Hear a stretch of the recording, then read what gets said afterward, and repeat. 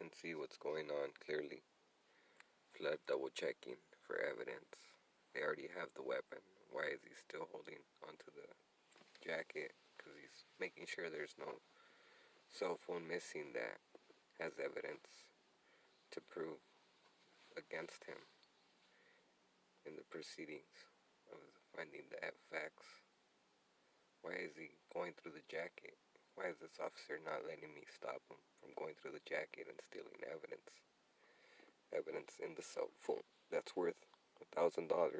He's looking at Flood, looking right through the jacket, that it's his job to not be having his gun out and be doing what Flood was doing right here, which is searching for the evidence that was against him inside my brother's cell phone in that jacket, successfully getting away with it in his pocket.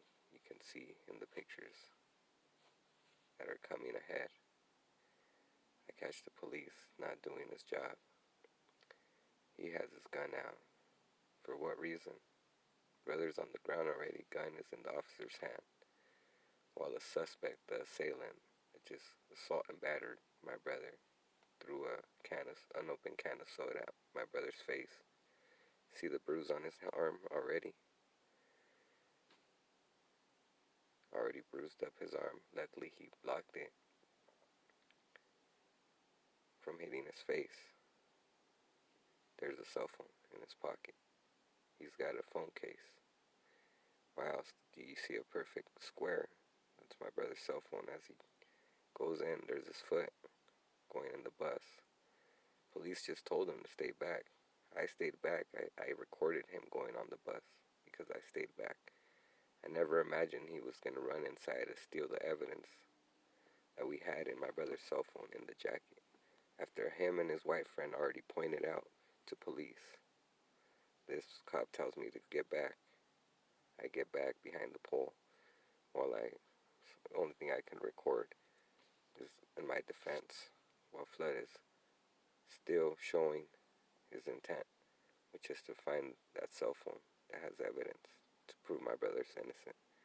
While police is holding me at gunpoint, finally puts the gun away after he's afraid to go up to Flood and stop him and frisk him, see what he took from the jacket.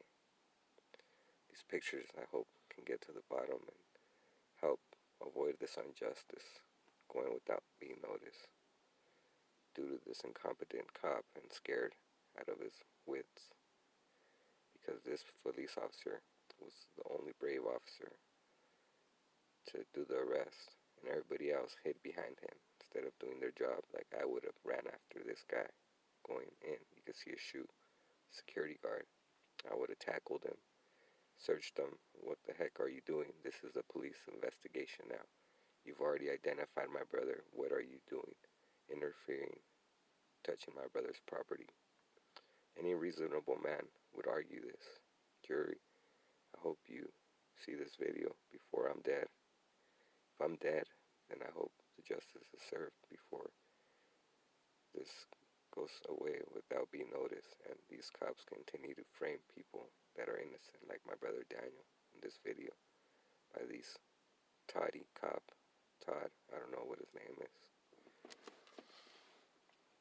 and this other cop telling me to stay back, telling me to get back, not to stop what my brother is pointing out clearly, to stop that assailant that just hit him in the arm. You could see right there with the can of soda. Hit him in the arm. Maybe you can't see it, but that's the facts, that he has a bruise when I go visit him in jail. You could see that video. That's a fact. Nobody will tell you. Purposely don't let me record while I'm visiting him. There's no way to, he made a kite reporting it, hopefully.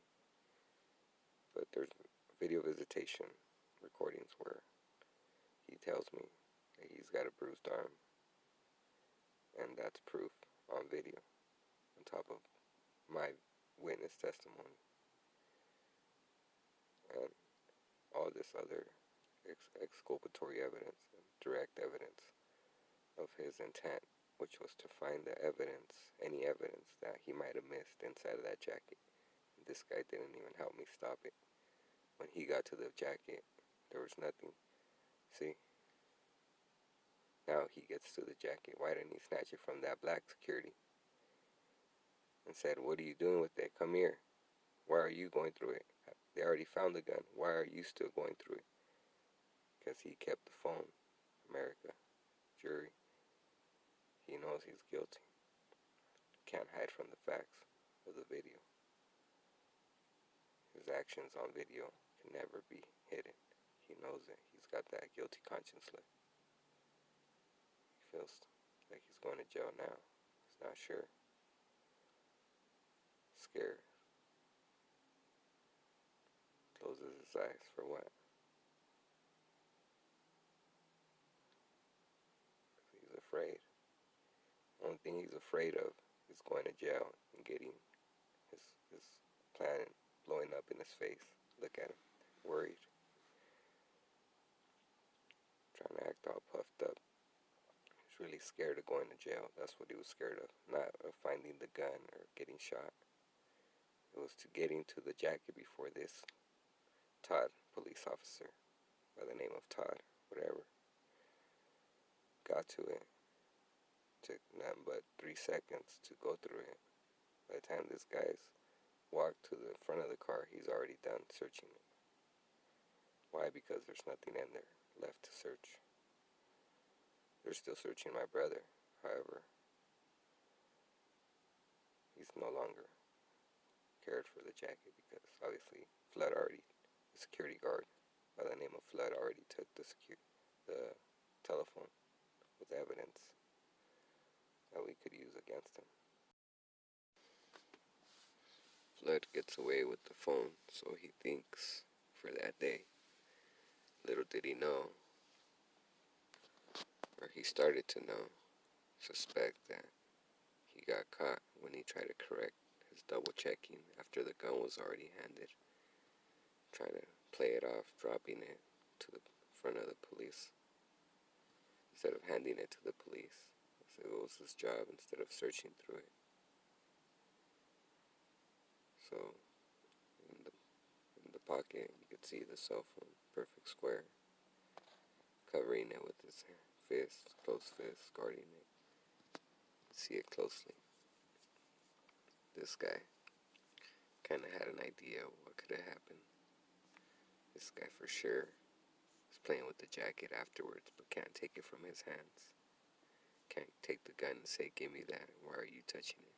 Instead, we give him a pat on the back for tampering with evidence, allowing the police to easily fabricate what went on instead of getting to the facts that are you are viewing for yourself. Pat on the back. Hooray for tampering with the evidence, stealing the evidence against you to prove.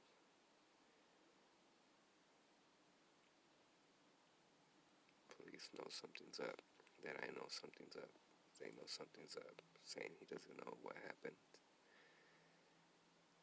He doesn't know what happened either. The other guy doesn't know what happened. But yet they keep looking back, because in the back of their mind, they know what really happened, what they didn't do, which was stop and frisk him to take that cell phone from his front pocket. You could see as it's coming out, drop the jacket. It's in his left side of his body. He knows what's going on. You see, security guard is without gloves now, happy that he got away. Gets a pat on the back, thinking he's gonna get away. He's got those assault gloves on, ready to hit us.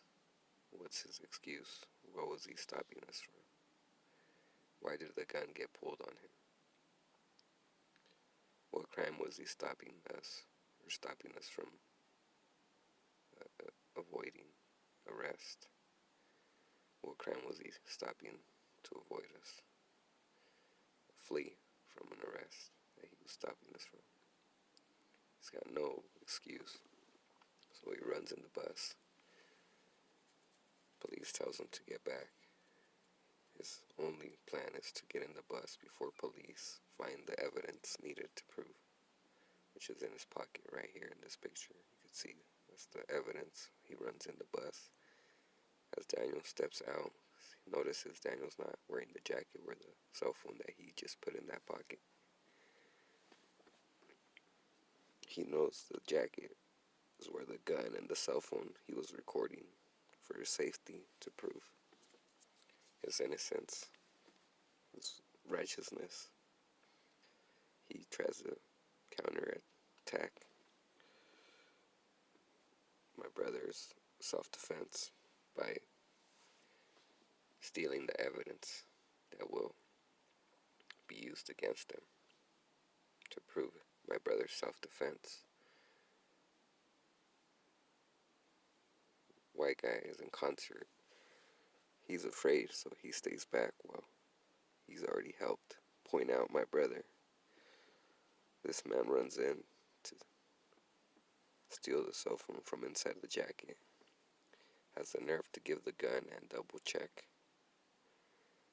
And this police officer, watching his actions, not allowing me to come at him and search him and ask him what is he doing, still looking for. I don't know what he was doing, so he gets away with it. Police don't even question why he's still looking through the jacket. I mean, evidently they don't know what's going on. They assume what's going on, but not the right thing. They assume that we're guilty when we're the ones just ran from this guy assaulting us with these gloves, threatening us to hurt us, take the gun away, throwing a can of soda at my brother's face, my brother blocking it, disregarding my safety or his, after I just offered him to stay calm and nothing was going to happen. It was just, he's going to get arrested for threatening me with those assault gloves.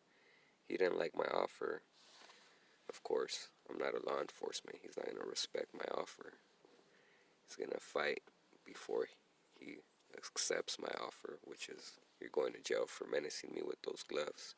He refused that offer instantly, taking the can away from my hand and throwing it at my brother, jumping in the bus, because he knew there was enough evidence against him in my brother's jacket, in the cell phone inside the jacket. I was going to prove he used those assault gloves against us. And that was his initial intent, because the fact that he didn't know we had a gun to protect his assault with those gloves and stop him from knocking us out and taking our property and getting away like he did right now with the pat on the back, knocking me out, taking my brother's phone, knocking my brother out, taking all my cell phones, when really it was this officer's job to be the one in there before that security jumped in. This cop had a gun to jump in, the right to jump in before that security officer tampered and stole the evidence. You can see this guy's coming out of the bus. He could be a witness, perhaps. Yeah, police don't even question that guy in the red to see if he saw any suspicious acts on behalf of the security officer. The corrupt security officer by the name of Flood. According to my brother, his name is Jason Flood. Daniel Herrera is innocent. America. Jury. Look for yourself. This is evidence of the facts that police are coursing the arrest onto my brother when the evidence is clearly given to this officer. The gun, his main objective, which was to look for the gun. Anybody who's in the right mind, anybody reasonable mind, will give the police the jacket so the police can handle the situation. You've already called the cops because you're scared for your life. Why are you interfering and doing the police work now? You don't even have a gun. What if there's somebody else with us in the bus waiting to shoot him? You know, this is just hypothetical. But obviously he wasn't afraid for his life. He was afraid to get framed, to get legally caught, as so to speak, for his menacing with those assault gloves. He was afraid to get caught. It's the correct term. He knew that he could frame us if he steals the cell phone before police finds it. So he jumps in the bus, gets a pat on the back for it, along with it. Police don't even suspect the thing that what he just jumped on the bus was not for the gun. When I just showed you in this video that I made specially to point out the facts speak louder than words. Actions speak louder than words. America, don't let these crooked, coerced arrests fool you. He's telling me to look inside the backpack for the cell phone when it's inside this man's pocket. Good luck trying to win this case, crooked cops. Starting by you, crooked Jason Flood. I hope you hear this, and you will whenever you get on Facebook, YouTube, and see yourself on camera getting caught. None of these incompetent cops could help you now. Catching you going in the bus to get that phone put in your left pocket. Everybody knows what's going on. So you look sad. You're happy one minute, but you're sad the next. You're sad because you know the reality. See, you know the reality. Happy one minute, just like you were nice one minute in McDonald's.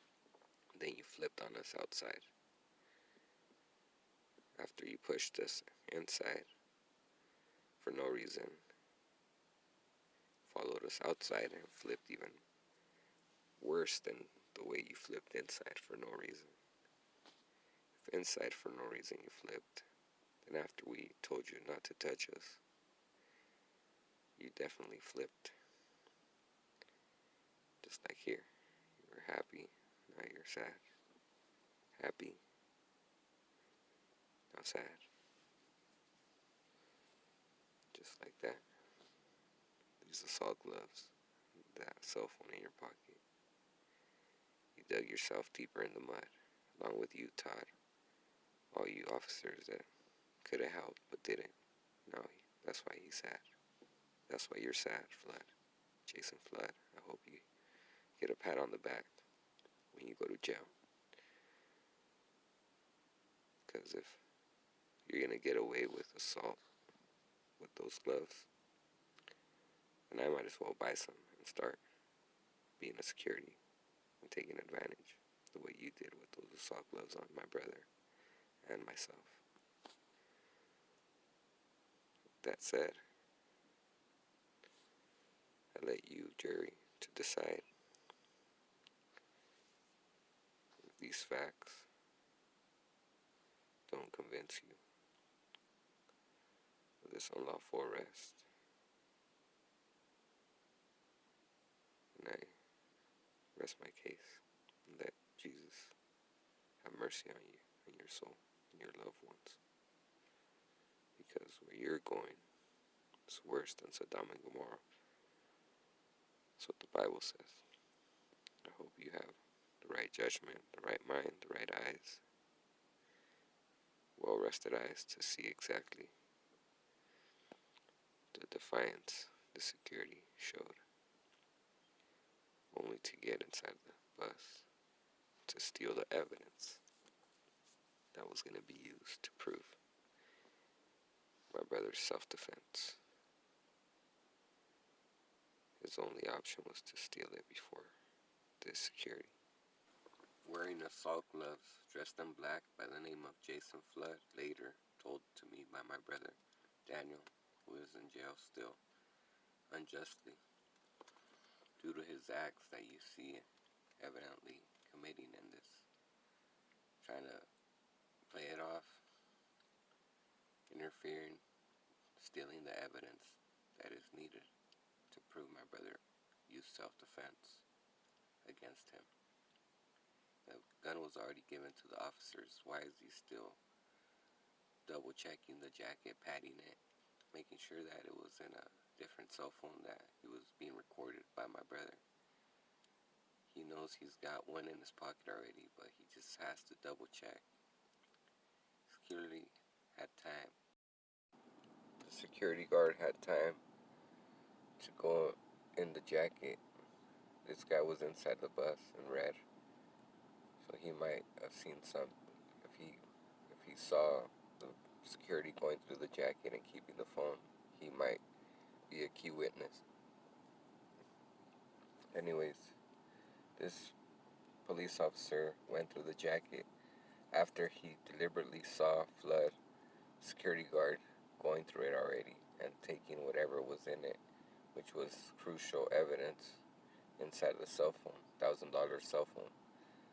That was my brother's property inside of that jacket that he saw for a fact that my brother put it in his jacket after recording for his safety inside McDonald's to getting his refund, proving that this black wearing clothing security guard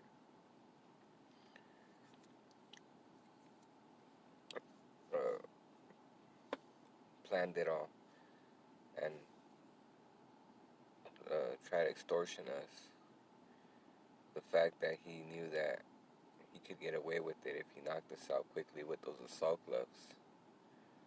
He could then steal the cell phone like he just did, going inside the bus. As you can see, after the gun was given to the police, he's still in the bus.